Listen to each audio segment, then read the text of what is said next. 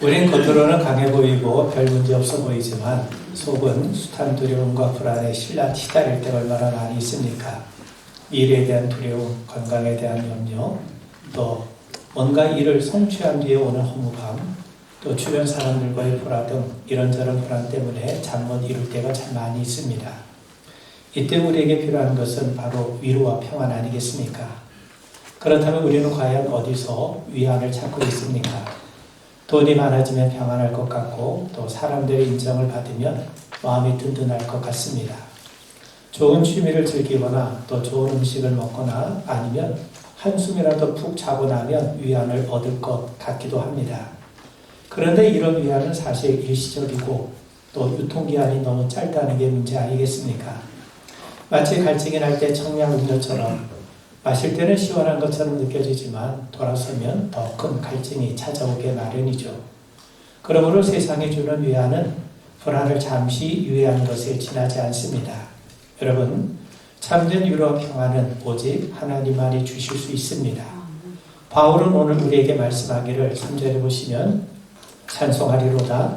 그는 우리 주 예수 그리스도의 하나님이시요 자비의 아버지시요 모든 위로의 하나님이시며 라고 노래합니다. 하나님은 위로의 하나님이시고 모든 위로의 원천이 되십니다. 어린아이가 엄마의 품을 떠나면 불안한 것처럼 우리 인간은 창조주 하나님 안에서만이 참된 위로와 평안을 누릴 수가 있습니다. 요한복음 4장에 보면 사마리아 여인의 이야기를 잘 알고 계시죠? 물동이를 안고 왔던 여인에게 예수님이 말씀하세요. 이 물을 마시는 자마다 다시 목마르려니와 내가 주는 물을 마시는 자는 영원히 목마르지 아니하리라. 그녀의 목마름은 단지 물을 마시지 못한 갈증이 아니었습니다. 예수님의 말씀처럼 그녀는 5명의 남편에게 버림받은 인생 아니었습니까? 또 지금 같이 사는 남편도 남편이 아닙니다. 한마디로 말하면 망가진 인생이었고 누구에게도 따뜻한 사랑 한번 제대로 받아보지 못한 수치스러운 인생 아닙니까? 온전한 삶을 살고 싶은 그녀의 목마름은 우물로 해결될 수 있는 것이 아닙니다. 그래서 예수는 그녀에게 자신이 메시아가 되심을 드러내신 겁니다.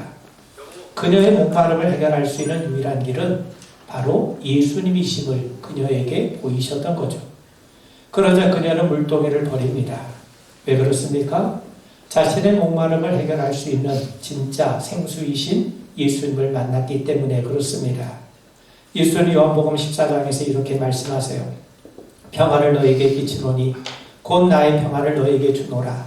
내가 너에게 주는 것은 세상이 주는 것과 같지 아니하니라. 너희는 마음에 근심하지도 말고 두려워하지 말라. 그뿐만 아닙니다. 예수님은 지금도 2 팔을 벌리고 계시면서 수고하고 무거운 짐진 자들아 다 내게로 오라고 주님께서 말씀하고 계십니다. 성도 여러분, 우리가 억지로 강한 척하지 마시고 우리의 약함과 불안, 두려움을 있는 그대로 우리 주님 앞에 아뢰며 주님께로 가져오시길 바랍니다. 세상에 줄 수 없고 빼앗아갈 수 없는 영원한 평안을 우리 주님께서 반드시 우리에게 허락하실 줄 믿습니다. 어떤 왕이 화가들에게 진정한 평안을 주제로 그림을 그려오게 했습니다. 수많은 그림 중에 최종 후보로 2점이 올라왔는데 첫 번째 그림은 고요한 호수에 주변 산들이 아름답게 투영된 그야말로 평화로운 풍경을 그린 그림이었어요. 반면 2번째 그림은 거친 폭풍과 몰아치고 가파른 절벽 아래로 거대한 폭포수가 쏟아지는 아주 사나운 풍경을 그린 그림입니다. 누가 봐도 평안과는 거리가 멀어 보이죠. 그런데 자세히 보니까 폭포수가 떨어지는 절벽 작은 틈새에 어떤 어미새가 둥지를 틀었어요. 그러면서 그 어미새가 어린 새끼를 품에 안고 있었는데 그 새가 아주 평온하게 잠을 자고 있는 그런 그림이었던 겁니다. 왕은 이 그림, 2번째 그림을 선택하며 이유를 이렇게 말을 합니다.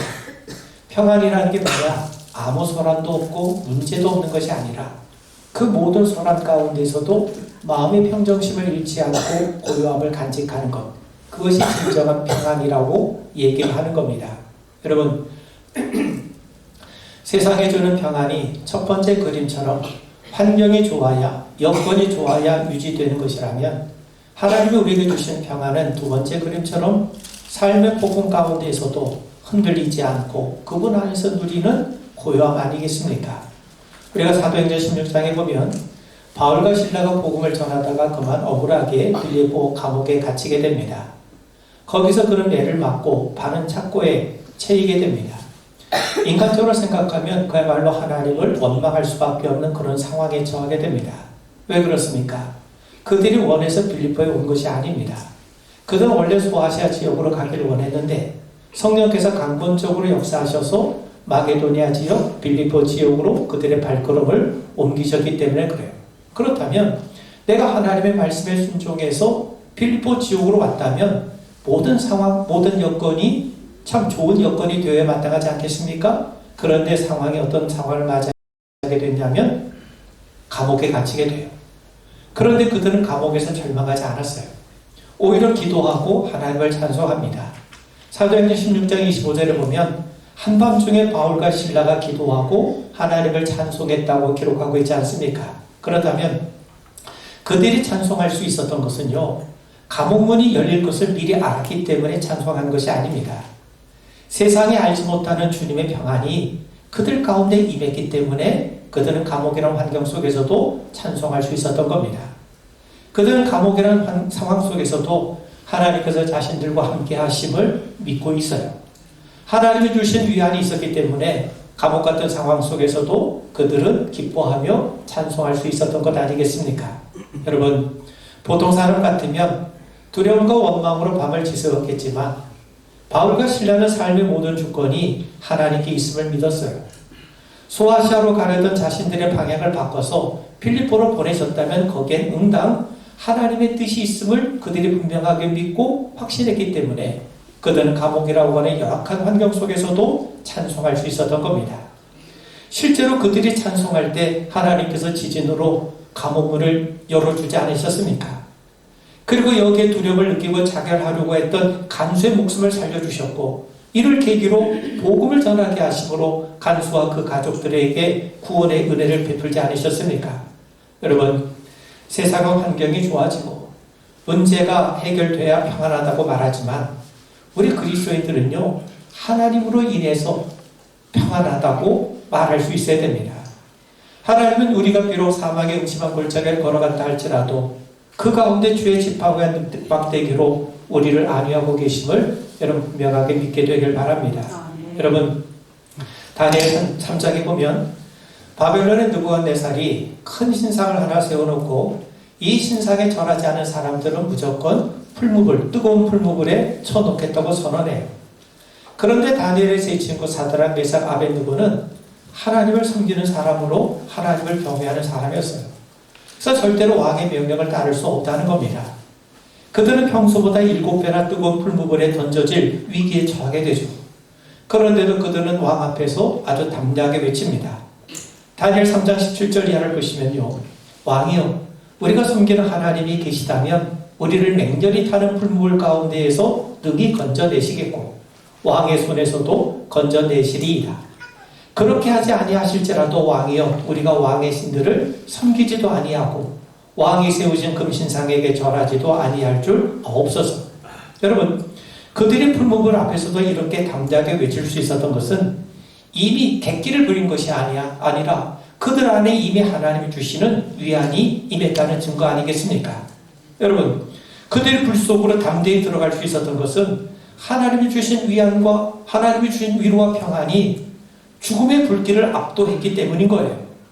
그들에게 풀무불보다 하나님이 함께 하심이 더 분명한 실제로 다가왔다는 거죠.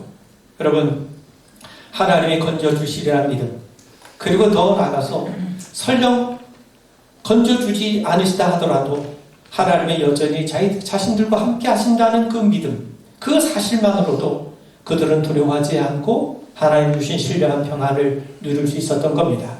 자, 여러분, 실제로 그들이 불 속에 던져졌을 때 어떤 일이 발생했습니까?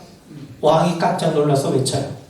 내가 보니 결박되지 아니한 네 사람이 불 가운데로 다니는데 상하지도 아니하였고 그 넷째 모양은 신들의 아들과 같도다. 왕은 분명히 3명을 불 속에 집어 던졌는데 불 속에는 4명이 있었다는 거예요. 그리고 4번째 모양은 신들의 아들과 같이 보인다는 거죠. 그렇다면 그 불 속에 그들과 함께 하셨던 분이 누굽니까? 그 네 번째 분은 누굽니까? 하나님이세요. 하나님께서 불 속에서 그들과 함께 하셨던 거죠. 그런 의미에서 여러분, 진정한 위안이라는 것은 단지 상황을 모면하는 것이 아니고 문제가 해결되는 것이 아니라 고난 한복판에서도 주님이 우리 가운데 임재하시고 우리와 함께 하신 주님과 우리가 함께 거하는 것 아니겠습니까? 고난 가운데서도 하나님이 우리 가운데 임재하시고 하나님이 우리와 함께 하시는 것이 가장 큰 위안입니다. 여러분, 세상은 불을 피하는 법을 추구하지만 우리 성도들은 하나님과 함께 불 속을 걷는 자들입니다. 하나님만이 세상에 감당할 수 없는 참으로 놀라운 위로와 평안을 우리에게 허락해 주심을 굳게 믿게 되길 바랍니다. 태풍이 몰아치면 그 위력은 상상을 초월하죠. 그런데 그 무시무시한 태풍도 가장 중심부인 태풍의 눈은 놀라울 정도로 고요하다고 하지 않습니까? 주변은 시속 수십 킬로미터의 강풍이 몰아치지만 그 중심은 바람 한 점 없고 고요하고 하늘은 푸르게 보이기까지 한다고 그래요. 세상은 태풍을 피하거나 태풍이 불지 않은 곳으로 피하라고 하죠. 그런데 성도들은 태풍 가운데서도 주님의 품이라고 하는 태풍의 눈 안으로 들어갈 수 있는 자 아니겠습니까? 하나님 안에서만이 참된 위로와 평안 뿐만 아니라 세상을 이길 힘과 능력, 지혜를 얻게 됨을 우리 분명하게 믿게 되길 바랍니다. 여러분, 세상을 창조하신 하나님께서 이 세상과 우리의 인생까지 주관하고 계심을 믿으세요. 그분이 허락하지 않으시면 공중에 나는 새 한 마리 떨어진 법이 없습니다. 무엇보다도 하나님께서 우리를 사랑하시는 아버지가 되심을 믿으세요. 세상은 자신의 능력을 증명하라 다그치지만 우리 그리스도인들은요, 하나님의 살아계심을 드러내는 자입니다. 우리 앞에 문제가 놓여 있다면 그것은 우리를 넘어뜨리는 장애물이 아니라 하나님의 위로와 평안을 누리고 더 나아가 그분의 능력과 그분의 지혜와 그분의 섭리를 경험할 수 있는 기회가 됨을 우리 분명하게 알게 되길 바랍니다. 여러분, 하나님이 주시는 참된 위로와 평안이 있어요. 마찬가지로 마귀가 주는 위로와 평안도 있습니다. 그런데 마귀가 주는 위안은요, 가짜요, 거짓이에요. 여러분, 우리 마음이 평안하다고 해서 모두가 하나님이 주신 위안이라고 착각하면 안 됩니다. 예를 들어서 여러분, 학생이 시험을 쳤는데 컨닝을 했어요. 근데 시험 감독관이 나를 주시하고 있는 것 같아요. 그때 마음이 어떻겠습니까? 얼마나 마음이 콩닥거리겠습니까? 그런데 시험 감독관이 내가 컨닝한 사실을 모르고 있는 것 같아요. 이래 나를 향한 시선을 다른 데로 돌려버립니다. 여러분, 그때 비로소 콩닥거리는 마음에 평안이 찾아오죠. 자, 생각해 보세요. 여러분, 내가 콩닥거렸던 마음이 갑자기 평안이 찾아오면 여러분, 이게 하나님이 주신 평안입니까? 하나님이 내게 마음 졸이고 내게 참 평안을 주신 겁니까? 그렇지 않아요. 여러분, 약물을 통해서도 사람들은요, 얼마든지 일시적인 위로와 만족을 얻을 수 있어요. 그렇다고 해서 그것이 참된 위안이라고 말할 수 없지 않겠습니까? 마찬가지입니다. 마귀도 우리에게 위로와 평안을 줄 수 있죠. 그런데 마귀는요, 근본적으로 속이는 영이요, 거짓의 합입니다. 그가 주는 위안은요, 가짜예요. 우리를 속이는 거짓입니다. 하나님께서 선지자 예레미야를 보내셔서 이스라엘 백성들을 책망하세요. 예레미야 6장 14절을 보면 그들이 내 백성의 상처를 가볍게 여기면서 말하기를 평강하다 하나 평강이 없도다. 자, 여러분, 지금 백성들은 하나님 앞에 범죄하고 죄로 인해서 영혼이 썩어 문드러져 가고 있어요. 그래서 하나님께서 선지자를 보내서 너희들 빨리 회개하라, 하나님 앞으로 돌아와라, 그렇지 않으면 너희들이 망한다. 하나님께서 선지자를 보내서 그 말씀을 전해주고 계세요. 그런데 악한 영에 사로잡힌 이 거짓 선지자들이 백성들의 귀에 달콤한 위안으로 백성들을 속이고 있습니다. 지금 하나님과 백성들을 기만하고 있어요. 하나님은 빨리 너희들 하나님 앞에 회개해라, 하나님 앞으로 돌아와라, 그렇지 않으면 너희들이 망한다, 이렇게 하나님이 말씀하시는데 그 거짓 선지자들은요, 하나님이 우리 하나님이시고 우리는 하나님의 백성인데 설마 하나님이 자기 백성들 심판하실 수 있겠어? 사랑의 하나님이 설마 우리를 망하게 하실 수 있겠어? 모든 일이 잘 될 거야? 이렇게 백성들을 현혹을 시켜요. 근데 여러분, 이것은 위안이 아니라 영적인 사기인 거죠. 수술이 필요한 환자에게 수술을 하지 않고 연고 발라주고 약 하나 먹었으니 이제 다 나았다고 말한다면 그게 참된 의사이겠습니까? 그야말로 돌팔이 의사의 진배 없는 거죠. 여러분, 열왕기하 22장에 보면 이스라엘 왕 아합이 남유다 여호사밧과 더불어서 길랏 라못과 전쟁에서 그 땅을 탈환하려고 합니다. 그래서 전쟁에 앞서 400명의 선지자를 불러서 뜻을 물어요. 내가 이 전쟁에서 승리할 수 있겠는가? 그러자 그들이 한 목소리로 이번 전쟁에서 왕이 승리할 거라고 예언을 합니다. 특히 시트기야는요, 철로 불을 만들어서 퍼포먼스까지 하면서 이번 전쟁에서 왕이 대승을 거둘 거라고 추켜 세웁니다. 그런데 그 가운데 오직 선지자 미가야만 홀로 이 전쟁을 반대해요. 그러면서 그가 얘기한 게 뭐냐면 자신의 환상을 봤는데 어떤 환상을 봤냐면 하나님께서 하늘에서 주재하신 천상의 회의를 자기가 환상으로 봤다는 거예요. 그 환상의 내용이 뭐냐? 하나님께서 아합을 꿰어가지고 전쟁에서 죽게 하시려고 거짓말하는 영을 선지자들의 입에 들어가도록 하나님이 허락해 주셨다는 거예요. 그런데 아합은요, 선지자 미가의 말을 듣지 않고 그를 감옥에 가둡니다. 그리고 자기 입맛에 맞게 예언한 거짓 선지자들의 말을 듣고 전쟁에 나가게 되죠. 결국 선지자 미가의 예언대로 그는 죽음을 맞이하게 됩니다. 여러분, 아합의 경우처럼 내 마음에 드는 소리라고 해서 하나님의 응답이 아니에요. 참된 위안은 내 뜻이 이루어지는 데서 오는 것이 아니라 하나님의 뜻을 온전히 따를 때 우리에게 임하는 거예요. 마귀는 400명의 거짓 선지자를 동원해서 아합을 안심을 시켰지만 하나님은 한 명의 진실한 선지자를 통해 그를 살리려고 하셨던 것 아닙니까? 그런 의미에서 여러분, 때로 우리를 거북하게 만드는 이 찔림과 책망이 우리를 살리신 하나님의 참된 위로가 될 수 있음을 우리가 믿으셔야 됩니다. 여러분, 성령께서 하신 일이 뭡니까? 성령께서 우리를 위로하시는 분이기도 하지만 동시에 우리의 죄에 대해서, 우리의 잘못된 부분에 대해서 끊임없이 책망하신 분이 성령의 역사 아닙니까? 여러분, 삼손은요, 블레셋 여인의 무릎 위에서 인생의 가장 평온하고 달콤한 시간을 보냅니다. 그런데 그녀는 삼손이 지닌 힘의 비밀을 알기 위해서 계속해서 그를 유혹하고 계속 그를 괴롭히고 있지 않습니까? 그러자 삼손은 그 유혹의 위험을 간과한 채 그녀의 무릎을 베고 안락한 잠을 자고 있어요. 여러분, 마귀는 삼손에게 너는 여전히 강해, 이 정도의 즐거움은 괜찮아, 그러면서 가짜 위안을 줘요. 그러면서 그의 분별력을 잃어버리게 만듭니다. 삼손이 가짜 위안에 취해 잠든 사이에 그의 머리카락은 잘렸잖아요. 그리고 나중에 눈은 뽑힌 채 맷돌을 돌린 비참한 신세로 전락하고 말지 않았습니까? 예수님은 어리석은 비유자의 비유를 통해서 우리에게 말씀합니다. 부자는 풍성한 소출을 거둔 다음에 스스로에게 위안의 말을 전하죠.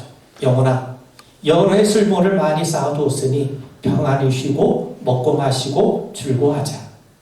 부자는 하나님과의 관계가 아닌 자기 자신의 소유에서 위안을 찾으려고 해요. 자기가 자기를 위로하려고 해요. 너 열심히 일하지 않았냐? 너 많은 돈을 벌지 않았느냐? 이제 너는 충분히 먹고 마시고 누리고 즐길 자격이 있어. 자기가 자기를 위로하면서 자기가 자기를 위안을 하고 있는 겁니다. 자, 여러분, 이게 뭡니까? 이게 바로 마귀에게 속았다는 증거죠. 마귀는 끊임없이 그에게 돈이 네 미래를, 내 인생을 행복하게 책임질 거야. 너 열심히 살았잖아. 그럼 너 마음대로 누릴 자격이 있어. 그러면서 끊임없이 거짓된 확신을 심어주고 있는 것 아닙니까? 그러자 예수님이 말씀해요. 어리석은 자요, 오늘 밤에 네 영혼을 도로 찾으리니 그러면 네 준비한 것이 누구의 것이 되겠느냐? 여러분, 바울 사도는 말세에 나타날 영적인 현상을 이렇게 말씀합니다. 디모데후서 4장 3절 4절을 보시면 때가 이르리니 사람이 바른 교훈을 받지 아니하며 귀가 가려워서 자기의 사욕을 따를 스승을 많이 두고 또 그 귀를 진리에서 돌이켜 허탄한 이야기를 따르리라. 말세의 사람들은요, 하나님의 교훈보다 자기 귀를 즐겁게 해주는, 자기 욕심을 부추겨주는 그런 허탄한 말에 귀를 기울이고 그걸 따르게 되는 현실이 다가올 것을 우리에게 말씀합니다. 여러분, 마귀는 광명의 천사로 다가와서 우리를 찾아옵니다. 우리를 파멸로 이끌기 위해서 아주 달콤하고 그럴듯한 거짓 위로와 가짜 평안을 미끼로 우리에게 던져줘요. 그래서 우리가 마귀에게 속으면 우리는 죽게 되는 겁니다. 여러분, 사람이 조난을 당해서 극심한 추위를 겪게 되면 뇌가 착각을 한다는 거예요. 그 저체온증에 사로잡히게 되면 뇌가 어떤 착각을 일으키냐면 마치 온몸이 뜨거워지는 것 같은 느낌을 받는다고 그래요. 그때 조난자들은요, 너무 덥다며 옷을 하나씩 벗어버리고, 그리고 비로소 이제 살 것 같다며 미소를 지으며 깊은 잠에 들어간다는 거죠. 여러분, 그 따뜻함은 진짜가 아닙니다. 얼어 죽기 전에 찾아오는 거짓된 평안이에요. 영적인 삶도 마찬가지입니다. 내가 어느 순간부터 기도를 쉬게 되고, 말씀에서 멀어지게 되고, 예배를 등한시하게 되고, 세상이 탐닉하고 있는데도 그럼에도 내 마음이 평안하다면 그거는요, 축복이 아닙니다. 그건 내 영혼이 이미 차갑게 식어 죽어가고 있다고 하는 아주 위험한 신호인 거예요.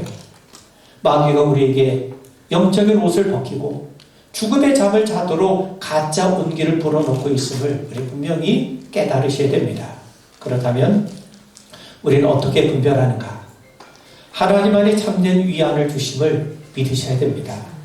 여러분, 갈증이 날 때 시원한 청량음료나 설탕물은요, 거부할 수 있는 유혹으로 다가와요. 첫 한 모금 마시는 순간 강렬한 달콤함과 탄산의 작은 즉각적인 만족을 주지 않습니까? 그런데 우리는 알고 있어요.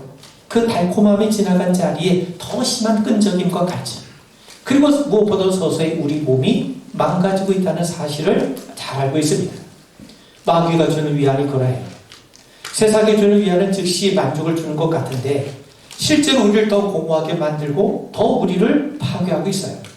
여러분, 요즘 의사들도 설탕은 입에는 달지만 혈당을 급격하게 돌려가지고 일시적인 만족과 힘을 주는 것 같은데 곧 어떤 일이 발생합니까? 인슐린 스파이크와 함께 무력감이 찾아오고 뇌의 신호를 교란시켜갖고 몸을 망가뜨린다고 경고하고 있지 않습니까? 마귀가 주는 위안이 일시적입니다. 많은 사람들이 더 맛난 음식, 자극적인 미디어, 혹은 누군가를 험담하며 위안을 얻어요. 그 순간 스트레스가 풀리고 위안을 얻는 것처럼 보여도 시간이 흐를수록 우리들의 영혼의 면역력은 떨어지게 마련입니다. 그러다 더 자극적인 세상을 찾게 되고 결국 쉽게 무너지는 것 아닙니까? 여러분, 솔로몬은 지혜로운 자였죠. 세상의 온갖 부귀영화, 쾌락, 사업의 성공이라고 하는 세상의 모든 것을 다 누려본 사람입니다. 그럼에도 그가 인생의 말년에 어떻게 고백하냐면, 여러분, 그가 모든 것을 다 누렸음에도 불구하고 그의 결론은 뭐였습니까? 전도서 2장에 보면 그 후에 내가 생각해 본즉 내 손으로 한 모든 일과 내가 수고한 모든 것이 다 헛되어 바람을 잡는 것이며 해 아래 무익한 것이로다. 그런 자신의 세상적으로 누린 이 모든 것이 다 헛되다고, 무익하다고 고백을 합니다. 여러분, 헛되다는 게 무슨 말이냐면, 여러분, 추운 날에 입 밖으로 나온 이 기분요, 나옴과 동시에 사라져버립니다. 바람은 존재하는 것 같지만 내가 바람을 잡으려고 확 움켜쥐는 순간 내 손을 펴보면 내 손바닥 위에 남는 것이 아무것도 없어요. 이게 헛되다는 말의 의미입니다. 세상에 주는 위안이 이와 같다는 거죠. 그렇다면 참된 위안은 어디에 있습니까? 솔로몬의 시선은요, 이제 해 아래서 하나님의 손으로 그의 시선을 옮겨갑니다. 달리 말하면 해 아래 모든 것이 다 헛되다면 해 아래에서 참된 위안을 찾을 것이 아니라 해 위, 하늘에서 우리가 참된 위안을 찾자는 거예요. 하나님께 찾자는 거죠. 여러분, 우리의 삶이 하나님의 손 안에 있음을 인정할 때 진정한 위안이 우리에게 찾아옵니다. 참된 위안은 하나님께 있고 하나님께서 당신의 백성들에게 허락하시는 것임을 우리 분명하게 믿게 되길 바랍니다. 여러분, 우리가 아플 때 의사들이 제일 먼저 권하는 게 뭡니까? 충분한 수분을 섭취하고 쉬라는 거죠. 여러분, 물은 맛도 밋밋하고 자극적이지 않아요. 그런데 물은 우리 몸의 시스템을 회복시키는데 가장 중요한 요소 아닙니까? 물은 단지 목마름을 해소하는 것 이상으로 신진대사를 촉진시키고 혈액순환을 돕고 독소를 배출하고 체온을 유지하고 피부 탄력을 유지하고 또 뇌의 수분을 공급해 줌으로써 집중력과 맑은 정신을 유지하는 데도 얼마나 유익합니까? 하나님이 주신 위안이 이와 같아요. 말씀과 기도는 처음엔 지루하고 밋밋하고 무슨 도움이 있겠나 싶지만 꾸준한 말씀과 기도는요, 우리 영혼의 독소를 해독하고 우리 영혼의 근육을 더욱더 단단하게 만들어갑니다. 여러분, 다니엘은 낯선 이방 땅에서도 늘 하나님 앞에 말씀을 붙들고 무릎을 꿇었던 사람 아닙니까? 평소 말씀과 기도로 쌓은 영적 근육이 이미 그를 단단하게 만들었기 때문에 그는 사자굴 앞에서도 평안할 수 있었던 겁니다. 오히려 사자굴은 하나님의 위안과 하나님의 동행하심과 함께하심을 체험하는 통로가 되지 않았습니까? 다윗은 노래하기를 복 있는 사람은 오직 여호와의 율법을 즐거워하여 그 율법을 주야로 묵상하는도다. 그는 시냇가에 심은 나무가 철을 따라 열매를 맺으며 그 잎사귀가 마르지 아니함 같으니. 나무가 가뭄을 이기는 비결은요, 잎사귀에 물을 뿌리는 게 아니라 뿌리가 물줄기 있는 곳에 뿌리를 깊이 내리는 것 아니겠습니까? 말씀과 기도는 우리의 영혼을 하나님의 생명수에 깊이 뿌리 내리는 작업임을 우리 알아야 됩니다. 그리고 마지막으로요, 위안이 우리를 어디로 인도하는지 궁극적인 방향을 분별하세요. 여러분, 위안에도 방향이 있어요. 어떤 위안은 우리를 계속해서 늪지대로 끌어갑니다. 반면 어떤 위안은요, 시간이 흐를수록 우리를 생명의 자리로 끌어올립니다. 우리는 단순히 지금 내 마음과 기분이 어떤가 거기에 머물 것이 아니라 그 위안이 나를 궁극적으로 어디로 이끌어가고 있는지를 분별하는 안목이 필요합니다. 내가 받은 위안이 나를 세상을 향해 나아가게 하는가? 아니면 하나님께로 이끄는가? 분별해야죠. 탕자는 아버지의 제사를 요구하지 않았습니까? 그는 제사의 위력을 알아요. 그래서 먼 나라에서 돈을 쓸 때 세상 그에게 최고의 위안을 줬을 거예요. 친구들이 몰려들죠. 매일매일의 축제였을 겁니다. 그때 그는 자신이 인생을 참 멋지게 살고 있다고 생각을 했고 아마 가슴이 뿌듯했을 겁니다. 그런데 그 위안은 시간이 갈수록 악화되었어요. 돈이 떨어지자 친구들은 떠났죠. 그는 결국 주염 열매조차 먹을 수 없는 비참한 신세로 전락하지 않았습니까? 마귀의 위안이 이런 거예요. 마귀의 위안은요, 하나님을 떠나게 합니다. 세상을 향하게 만들어요. 그런데 마귀의 위안은 처음에는 화려한 것 같지만 그 끝은 비참할 수밖에 없다는 거죠. 여러분, 하나님이 주신 위안은 다릅니다. 하나님의 회개를 촉구하시기 때문에 처음엔 아플 수 있지만 그 끝은 우리를 이전보다 더 좋은 상태로 만들어 갑니다. 약해진 몸을 회복하기 위해 재활치료는 결코 편안하지 않죠. 안 쓰던 근육을 써야 하기 때문에 처음엔 비명이 나올 만큼 힘듭니다. 그런데 그 시간을 견디고 나면 몸은 이전보다 더 단단해지고 건강해져요. 하나님의 위안은요, 그저 우리의 마음을 기분 좋게 만드는 것이 아니라 우리를 하나님 앞에 온전하게 만듭니다. 그래서 시간이 흐를수록 더 하나님 앞으로 나아가게 만들고 그 결과 위안과 더불어 하나님의 깊은 능력까지도 체험하게 되는 거죠. 여러분, 바울은 육체의 가시가 제거되지 않았지만 그것으로 인해서 하나님 앞으로 더 가까이 나아가게 되지 않았습니까? 그가 누린 위안은요, 육체의 가시가 제거된 것이 아니라 그 약함을 통해 하나님께로 더 가까이 나가게 되었고 그것으로 인해서 하나님의 능력을 체험하며 드러내게 되었다는 것 아닙니까? 그런 의미에서 그가 누린 참 위안은요, 육체의 가시가 제거되는 문제 해결이 아니라 하나님과 함께 할 수 있게 되었다는 사실입니다. 여러분, 폭우가 몰아치던 어느 날 비행기가 심하게 요동쳐요. 기체는 흔들렸고 승객들은 산소 마스크를 부여잡고 비명을 질러요. 금방이라도 추락할 것 같던 그 공포에 모두가 떨고 있는데 유독 한 소년만이 미소를 지으며 여유를 부르고 있는 겁니다. 다행히 비행기는 폭우 가운데서 무사히 공항에 착륙했죠. 그러자 한 승객이 아이에게 물어요. 너 무섭지 않았니? 넌 어떻게 그렇게 담대할 수 있었니? 그래서 아이는 저는 하나도 무섭지 않았어요. 비행기를 조종하신 분이 우리 아빠거든요. 아빠는 저를 사랑하시고 비행기를 운전을 아주 잘하세요. 여러분, 승객들은요, 흔들리는 기체, 상황을 봤어요. 반면 아이는 이 비행기의 운전대를 조종하고 있는 분이 아버지이심을 바라봤어요.